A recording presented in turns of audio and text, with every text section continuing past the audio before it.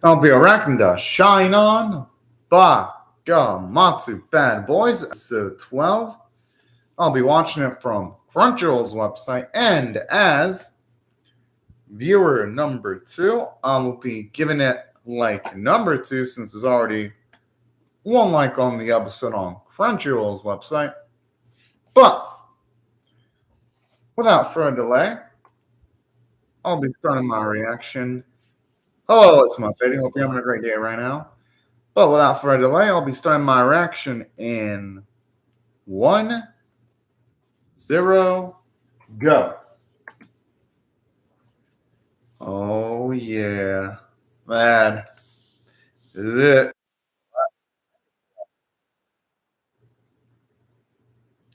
But yeah, it only felt like yesterday since the last one aired. Wait, there's no subtitles. Well, I'm gonna have to read it in Spanish.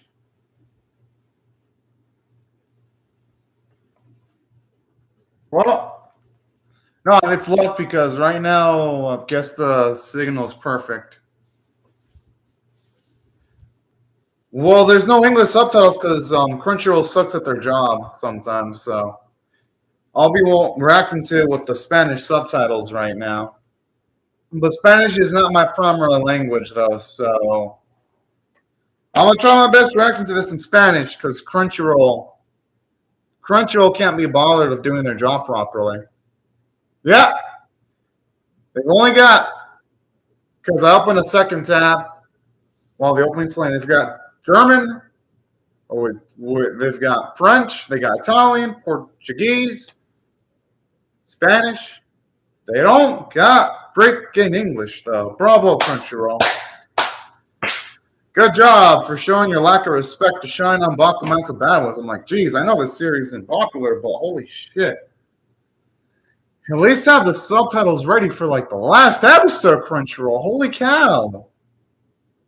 I mean, this series is fun. I mean, holy cow. It's Crunchyroll. I'm not even shocked at all. Because this happened sometimes. This also happened last season and when they were doing Kodama Kawashiri. They didn't really care about subtitle quality. Pretty much. Pretty much, it's my Fady.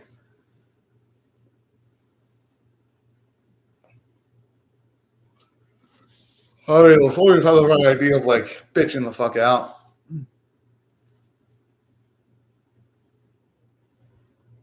Oh yeah, I don't blame you, Small Fatty. Like this series, even at its worst, it's fine. It's okay, but it's enjoyable. I mean, I enjoy it.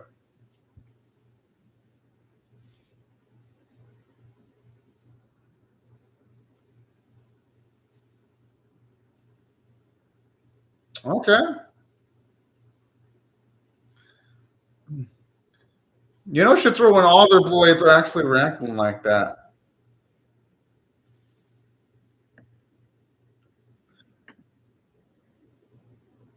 Yeah, I'm gonna guess all those souls.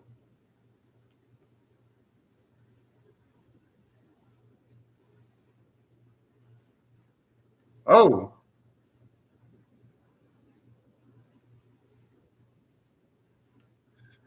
I just hope they show up on time to make a difference, though, because it'd be fucking scary if by the time they show up, it's already too late for them to be making a difference.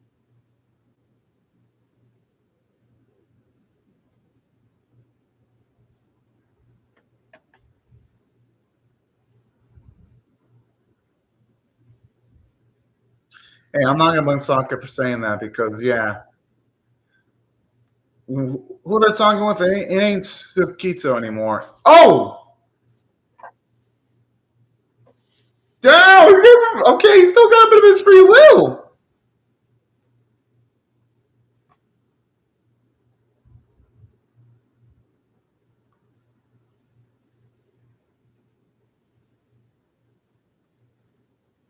I mean, at least now, Ichibonoshi knows what he's dealing with here.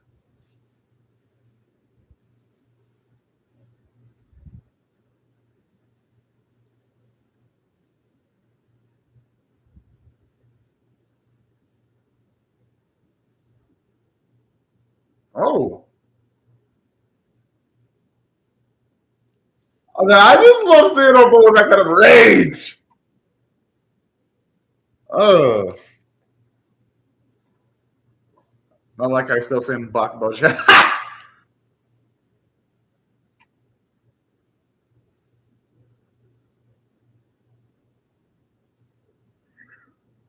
So I guess be careful though, because if he's not, he could lose a few limbs. Oh!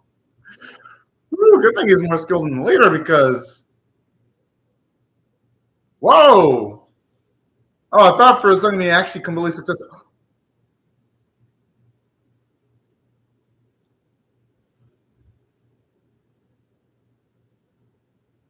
Oh, oh,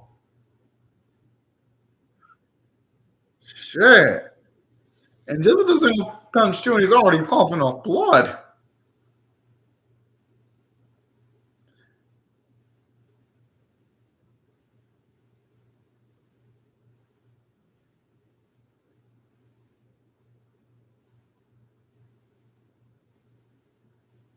I mean, Saki does have a point though.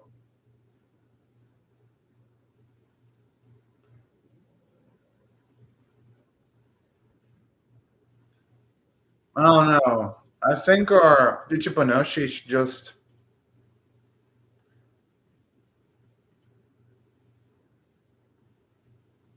Oh, and up for their sake, they can actually pull off what Ichibanoshi wants to pull off, though.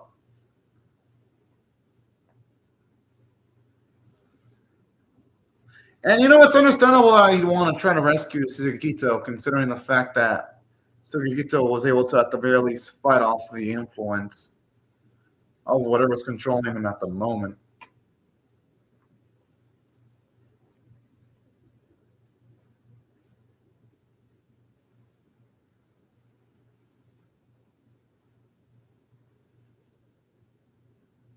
This guy trying to fucking justify his bullshit. Oh, man! But it does make him, at the very least, a little bit more engaging antagonist.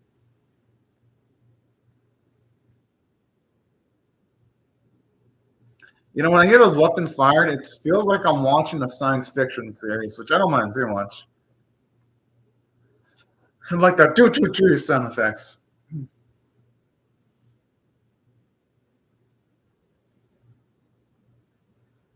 I mean, Kogaro's just doing the right thing, though.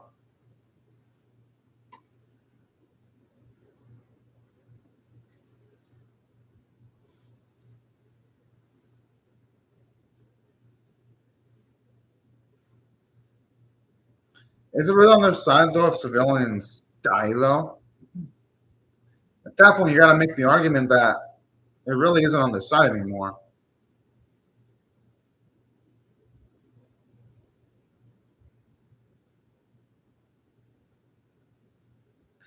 And Horkoff are like, they're just trying his best.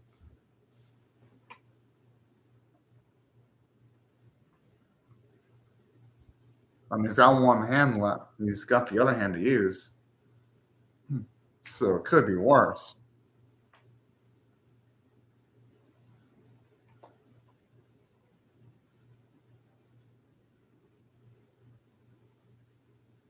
Well, he doesn't know that Baka Banoshi can be a Baka sometimes.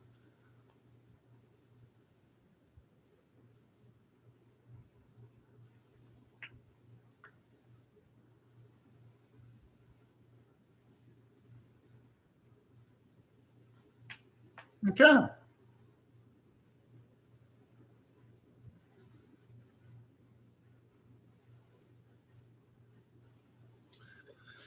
Actually, it would be fitting if Ichibanoshi ends up being the first person that Sakya ends up helping out. But you know what? I kind of like that change. Right there, Sakya's mellow out a little bit more.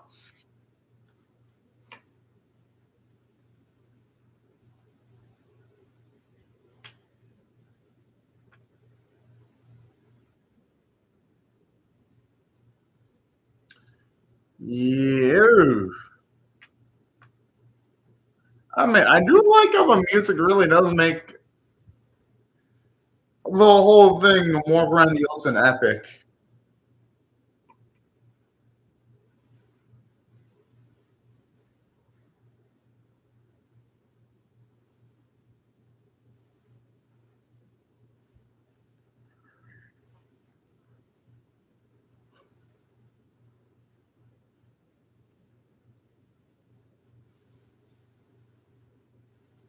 The thing is, though, he's not really talking to Sukikito right now. He's talking to someone possessing him, unfortunately.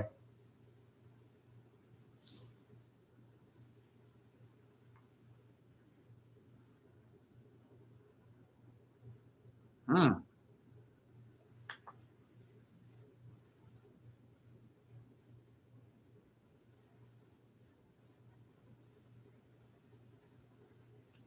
I mean, hey, it ain't impossible, though. It ain't impossible for that to be happening.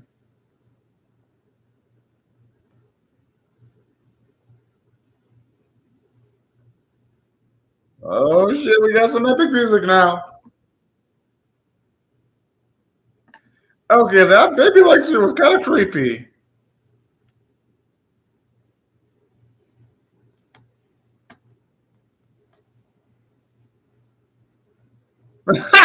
That's true. Right now ain't time for him to be thinking about studying. I'm just saying.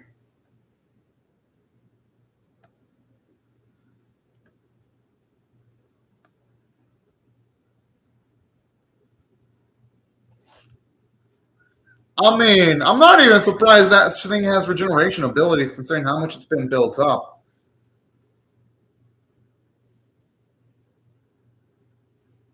No, so Gita has the right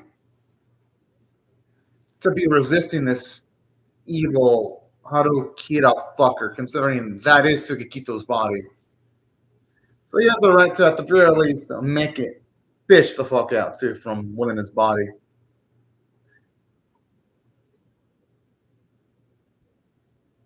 All right, finally, we're seeing all the main protagonists actually coordinate with each other.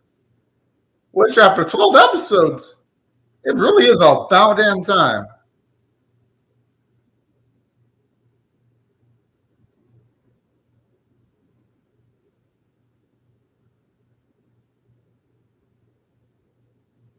Whoa!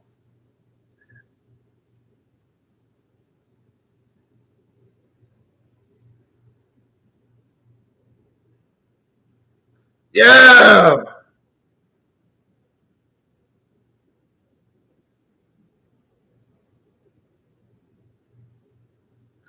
On saying that, yeah, the animation could be a little bit smoother because when it comes to them cutting off the limbs, they use a few stills here and there, but for the most part, the action animation has been semi consistent.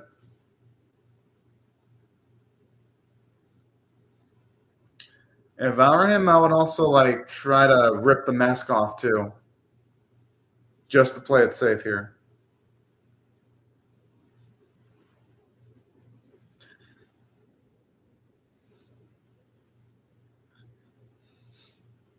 I mean, regardless of the fact there were kids back in the day, though, can't really. There really isn't much you could have done about it back in the day. He was just still to a really damn shitty ass hand at that time.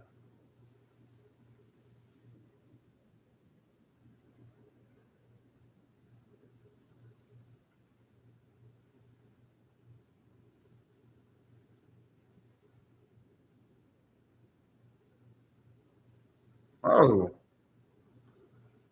that sounds pretty ominous.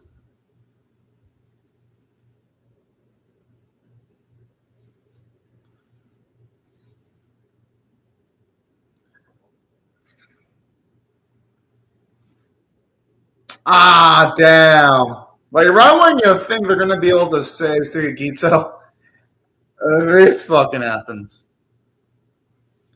And then it's going to. What the?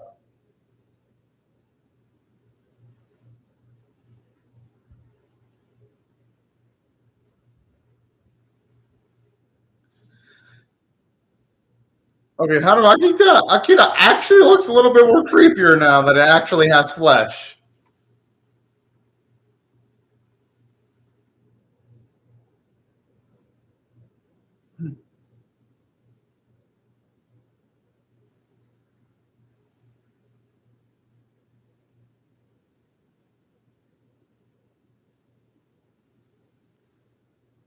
Oh.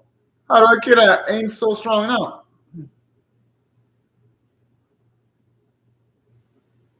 I want to see if he's going to go for a suicide attempt. Or not. Oh, no, it looks like he is. Oh, man, that's kind of sad. But if that's how Sugita goes down,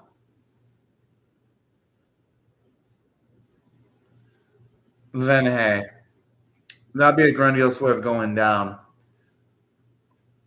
Because he'd be doing it to protect his own brother.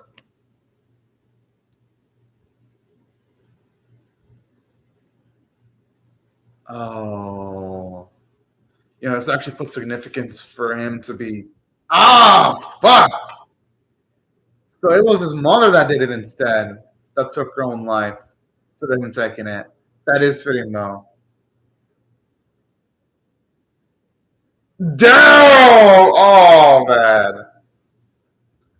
But you know what? That's one of the most bravest ways of dying, though. Taking his own life for the sake of his own brother. And to also finally gain the strength that he never had before in protecting one of his family members now. That actually is the most fitting way for Tsukigita to go down. Because if he would have lived, he killed like way too many people for him to even get a redemption arc. So this actually is the perfect way of redeeming him. Because narratively, it would have been unnerving if he would have lived, considering all the people he's killed and all the chaos he's caused. And him taking his own life away to protect his brother and everyone else. That's actually a fitting way of going out. I mean, hey, if her mother would have seen that, she would have been proud of her boy. No, that ain't even a question. He was strong just like his mother and father.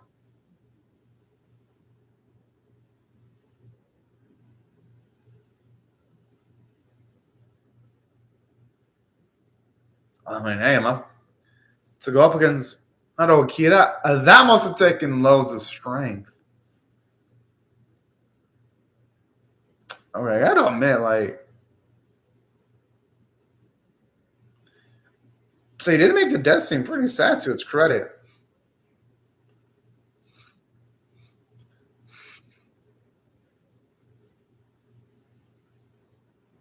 And Tsuchimikado got what was coming to him.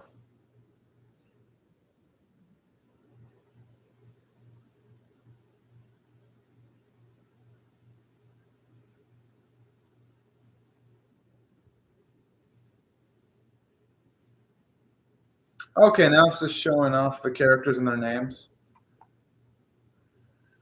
Huh.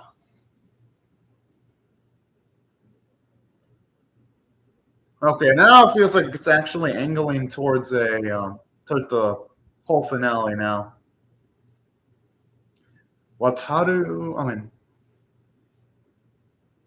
honestly, when it comes to the characters, I'd say really only a handful of characters in this series are actually memorable. But at the very least, though, the series did wrap things up as well as it could, considering it had so many characters to juggle around.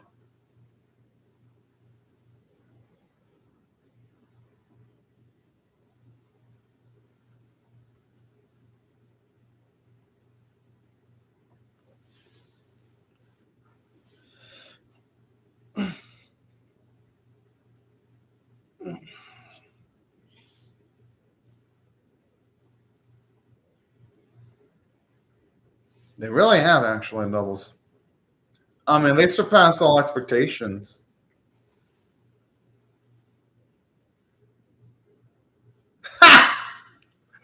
Oh man, this guy's a player.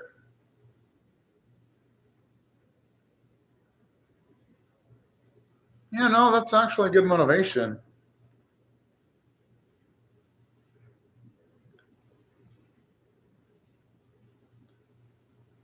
And it might be better that he doesn't make a weapon stronger than that because at that point we're talking about potential for absolute chaos.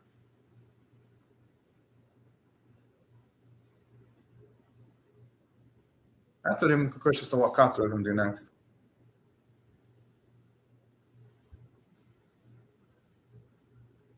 Yeah, I'm really curious about Akira's response here. I mean, at least Akira's thinking about it, though. She didn't say no straight up.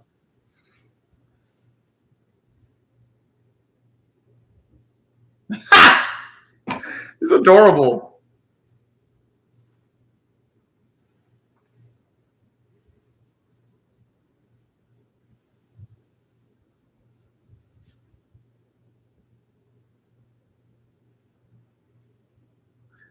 I don't know, that rice looks damn fucking good. I ain't gonna fucking lie. Ooh. Hey, you know, that's sweet. For this to be doing that. No, this is the last episode. It's Muff 80.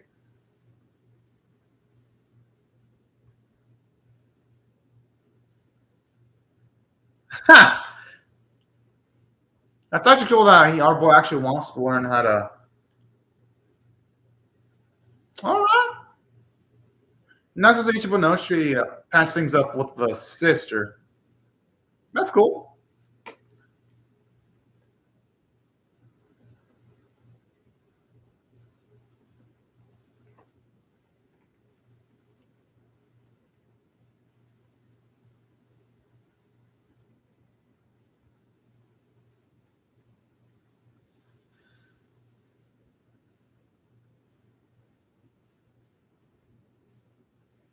Kind of like how even though the main conflict's already settled, I like how it's always showing off that there's always gonna. They're showing off that the Shinsengumi are still going to have work to do.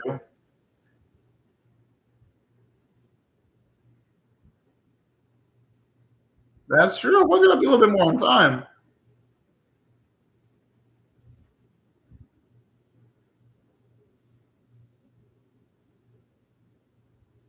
Okay.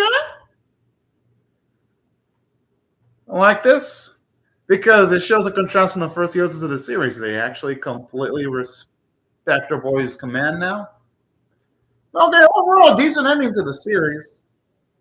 I mean, I enjoyed the series. So, if I had to rate this last, the only thing I'd have to say about the last episode, though, is that the final battle.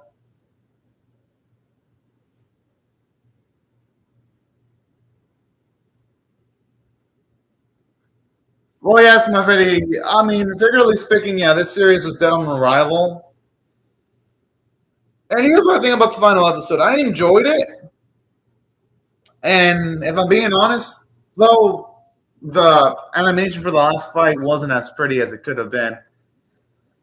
But in saying that, though, here's how I'll break down the last episode. The final fight was eh. Don't get me wrong, there were some aspects I liked about it because while the animation wasn't great for it, I do like the emotional punch of Tsukikito gaining enough control over himself to the point where he was able to, at the very least, suicide himself to, at the very least, save the day, which was a nice redemption arc for him, considering all the pain and mayhem he caused. That was one positive about this last episode. But in saying that, though, there were downsides because the final battle, it didn't have that epic feeling that I get when I watch some final fights of the season, which is a damn shame. Well, it's my video. They didn't really care much for this series. And now at Crunchyroll, because Crunchyroll, let me check if they even have the English subtitles yet. Like, let me check if Crunchyroll even cared real quick. Let me check Esmafedi. It's been now 27 minutes. Let's see if they cared enough to have subtitles in English. Nope. No English subtitles, Esmafedi. Crunchyroll still doesn't give a shit. They didn't even give it English subtitles.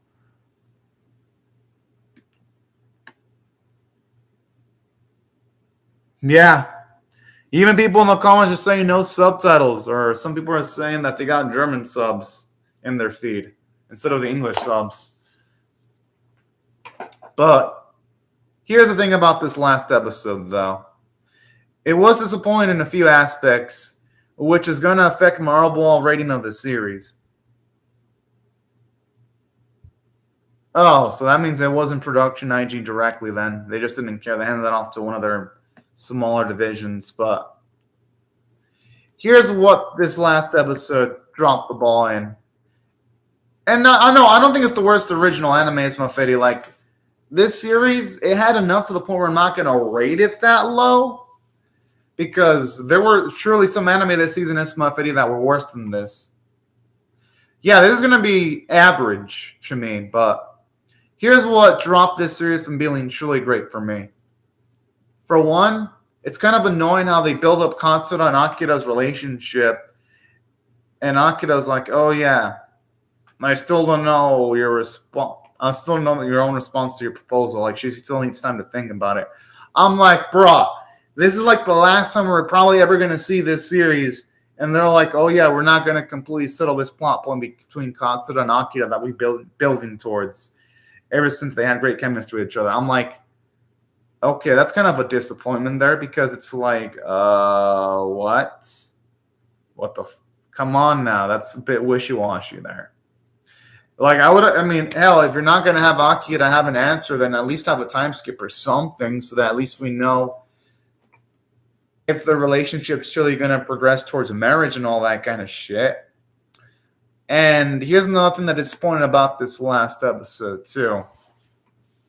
Honestly, the final fight,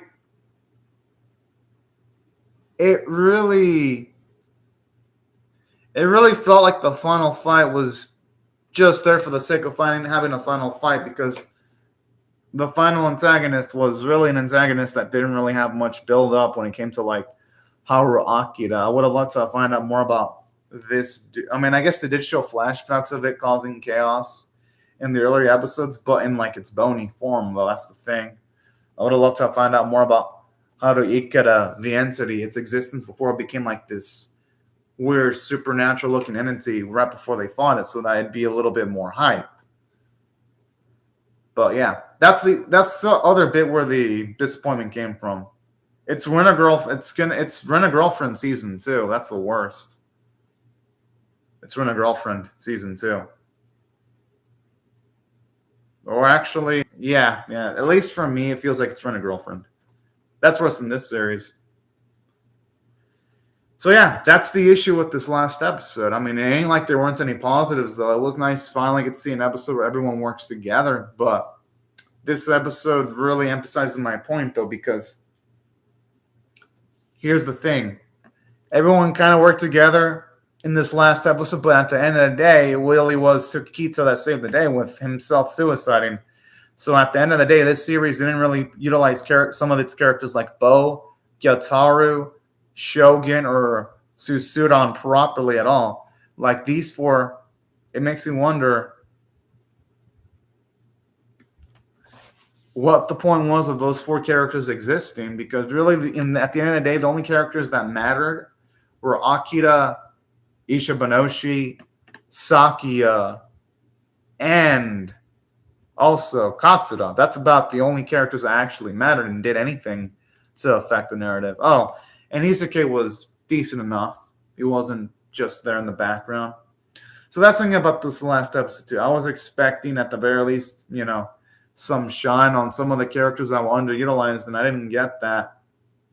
That's why this last episode was, I'm gonna be honest, it was kind of disappointing. Don't get me wrong, though. It's kind of fitting that at the end of the day, you see them all ready to do more Shinsengumi stuff at the end of the day, and they're all following our boy Ishibanoshi as a leader, and he really has felt like a leader. That was like maybe one positive about this last episode in particular, but this last episode is marred with negatives all over. That's why if I had to rate this last episode on, say, a scale of 1 to 10, because despite all the negatives I said, it at least resolved its major conflict, and at least it had a conclusion of some sort, where it's open-ended to the point, it's like if it gets to season 2, then it'd be fitting. If it doesn't, it will at least have a fitting enough ending. So when I think about all these factors, if I had to rate this last episode on a scale of 1 to 10, with 1 being abysmal, 5 being average, and 10 being exceptional, it's a straight up 5 out of 10. Yeah, the end. I mean, which romance anime are we talking about? But yeah, that's why I'll give this last episode a 5 out of 10. It was average. It was okay. It wasn't anything super offensively bad, but it wasn't anything that knocked my socks off. It was just something that did the job. And as for the series itself, if I had to rate it on a scale of 1 to 10, with 1 being abysmal, 5 being average, and 10 being exceptional, here's what I'm going to rate the series overall. It's essentially a 5 out of 10. It's average. Like, the series had strengths, but it had weaknesses too, to counterbalance each other. And here's what I'm going to rate the series overall. Reason why I rate it a 5 out of 10, which on my scale, 1's abysmal, 5 is average, and 10 is exceptional. And the reason why I give it a 5 out of 10 for average is, well, yeah, it is this month, Eddie. Without a doubt, it's the worst romance anime this season. The reason why I give it a 5 out of 10 is because, aside from it wasting some of its protagonists, there were some episodes that just had weaker animation for the action than others. So you can't really say this is an anime where you can just turn your brain off and be like, oh shit, this is fun to watch, despite the story not being the greatest, because sometimes the action animation wasn't good enough for that. In some episodes, it was good enough to be like a real cool show, though. But for the most instances, it really didn't have the animation muscle to pull it off, unfortunately. But you know what? Despite that, there were enough things that I enjoyed about this series, though. I mean, something I did enjoy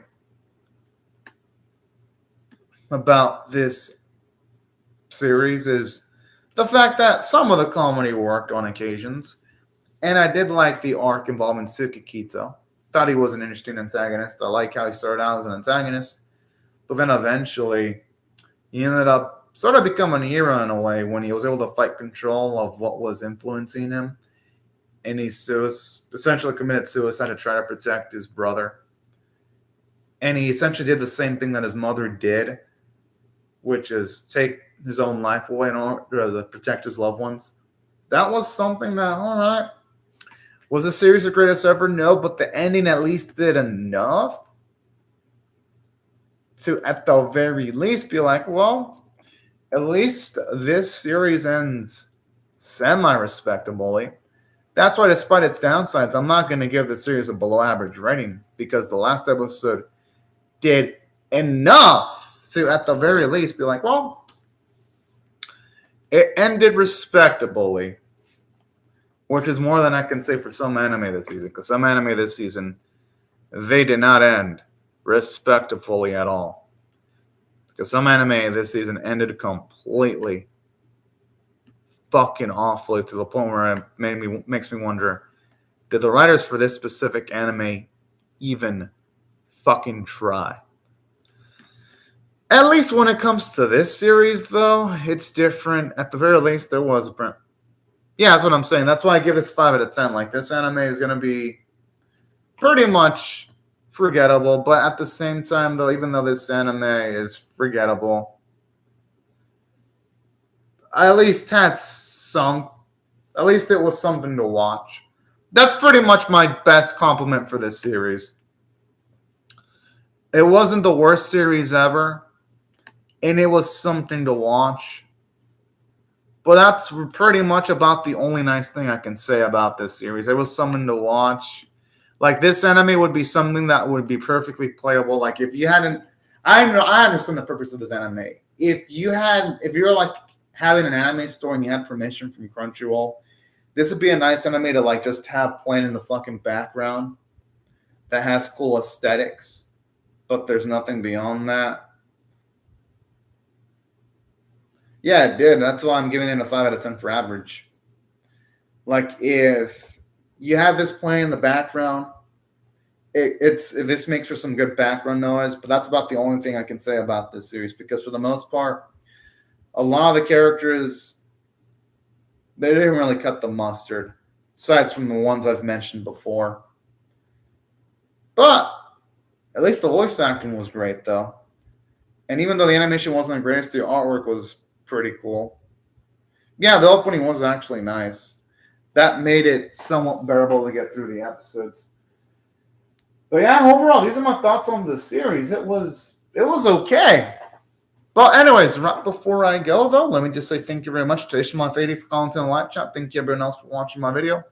Hope y'all rate the video, share it, comment, subscribe, and also pretty much Ishmael Fady. Hope y'all hit the bell for notifications also, and I hope y'all have a great day or night, y'all. Bye-bye, everyone.